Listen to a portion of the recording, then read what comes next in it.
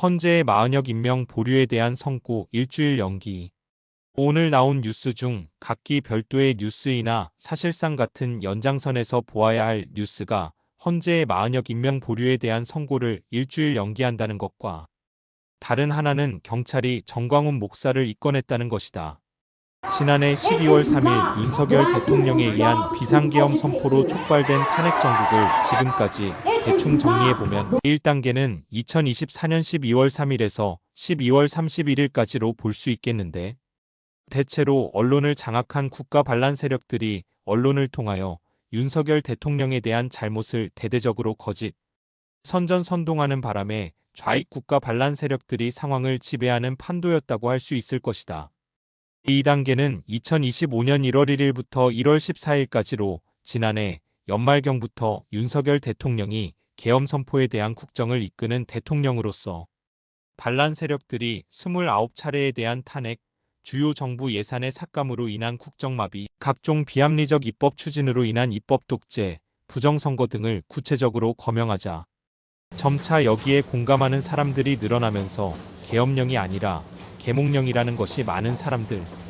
특히 2030 젊은이들에게 어필하면서 바닥 여론전에서 반전을 이루어 윤석열 대통령의 지지율이 상승하고 덩달아 국민의힘 지지율도 더불어민주당을 추월하고 오차범위 밖으로 앞서는 여론조사들이 등장하였다. 그러자 마음이 급해진 반란 세력들은 1월 15일 새벽 3,000명이 넘는 경찰을 투입하여 결국 윤석열 대통령이 자진하여 공수처로 압송되면서 일단 반란 세력들이 성공한 것처럼 보였고, 현장에서 극소수의 좌익 집회 참가자들은 승리의 노래를 목청껏 불렀고, 한남동 대통령 관저를 지키던 애국 세력들은 그야말로 일순 멘붕 상태에 직면하면서 집회 주관자들에 대한 비난을 하기도 하였다. 3단계는 대통령이 서울구치소에 수감된 이후부터 현재까지로 볼 수 있겠는데, 일단 대통령을 구속 수감하여 자신들이 컨트롤할 수 있게 되자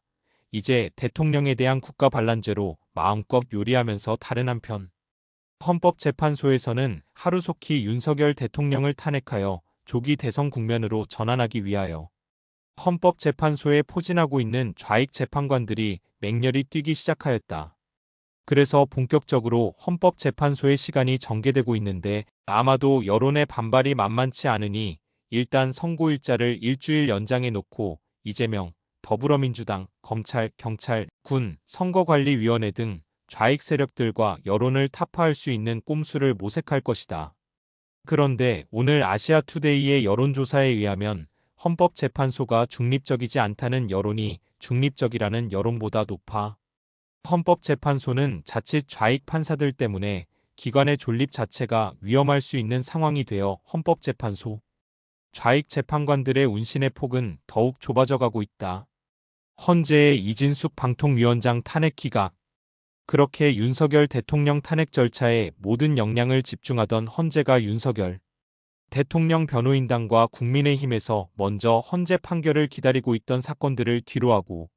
오로지 윤석열 대통령 탄핵 심리만 일사천리로 진행하는 부당함을 제기하자 헌재로서도 더 이상 변명을 할 수도 없는 상황이 되어 부득이 이진숙 방통위원장 탄핵권을 심리하여 기각이라는 결정을 내렸다.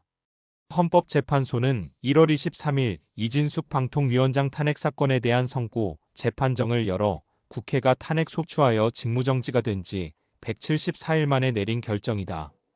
이진숙 방송통신위원장에 대한 국회의 탄핵 소추를 기각한 것은 헌재가 8인 체제가 된 뒤 내려진 첫 선고이다. 헌재는 이날 재판관 4대 4의견으로 기각 결정했는데, 재판관 8인 중 김영두정 형식 김복 형조한창 재판관은 기각 의견을, 문영배이미 선정 정미정계선 재판관은 인용 의견을 냈다고 한다. 동수로 의견이 갈렸지만 헌재법에 따라 파면 결정에는 재판관 6인 이상의 동의가 필요해 탄핵 소추는 기각된 것이다.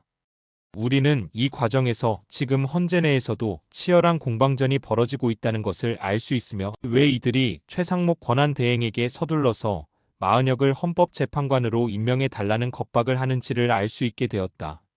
일이 이렇게 되면 겁쟁이 최상목도 이제는 상대의 수를 뻔히 읽고 있기 때문에 마은혁을 임명할 이유도 없고, 헌재나 반란 세력들의 위협도 별로 겁나지 않는 상황이 되면서 오히려 국민의힘이나 대통령 변호인단의 의견을 더 신뢰하게 되는 것이다. 무엇보다 지금 장외에서 벌어지고 있는 장외 여론전에서 태극기 애국 세력들이 민노총 등 좌익 반란 세력들의 집회를 압도하고 있고, 탄핵 반대 집회가 설날을 지나면서 지난 2월 1일에는 전라남도와 제주도를 제외한 전국에서 동시다발로 진행되는 상황이 전개되면서 정말 정광훈 목사가 주장하듯 제2의 4.19가 될 수도 있다고 생각한다. 이러한 과정에서 여론조사 결과 부인해서 여론조사업체 조사 겁박으로 다시 더불어민주당 내 일부에서 민주당의 폭주 등 문제 제기가 있었으나 이를 무시하고 더욱 악화되는 여론을 잠재우고자 카톡 검열 지시, 에도 윤석열 대통령과 국민의힘 지지율 상승 계속되고 설날 이후인 2월 1일에는 탄핵 반대 집회의 전국적 확산이라는 점점 반란 세력들에게 불리한 상황이 전개되자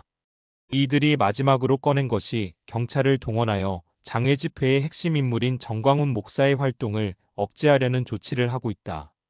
장외 집회 여론 억제 위에 정광훈 목사 입건. 좌익들로서는 눈치가 보이지만 어쩔 수 없는 선택이겠지만 이는 이미 문재인 정권 시절 정광훈 목사를 3번이나 체포하여 수감했으나 전부 무죄 반면되었던 경험이 있고, 평소 정광훈 목사가 주장하듯 반란 세력들이 국가 권력을 부당하게 사용하여 정광훈 목사를 체포하게 되면 국민들은 더더욱 국가 반란 세력들에 대해 분노하게 되고 윤석열 대통령 지지율은 더 올라가게 되며 정광훈 목사의 광화문 집회는 더욱 세를 과시하게 될 것이다. 이제 태극기 애국 시민들의 더욱 가열찬 광화문 집회를 비롯한 애국 세력들이 전국적으로 벌이는 집회에 참석하게 되면 국가 반란 세력들은 더 이상 버텨내기 어려울 것이며 윤석열 대통령을 조기 석방하여야 하는 상황으로 전개될 수밖에 없다고 본다. 이재명과 더불어민주당 그리고 좌익 언론들이 거짓 선전선동을 하면서 정광훈 목사를 입건하지만 이는 결국 좌익들의 자충수만 될 것이며 순교자를 마다하지 않는다는 정광훈 목사와 광화문 집회의 명분만 주는 꼴이 되고 말 것이다.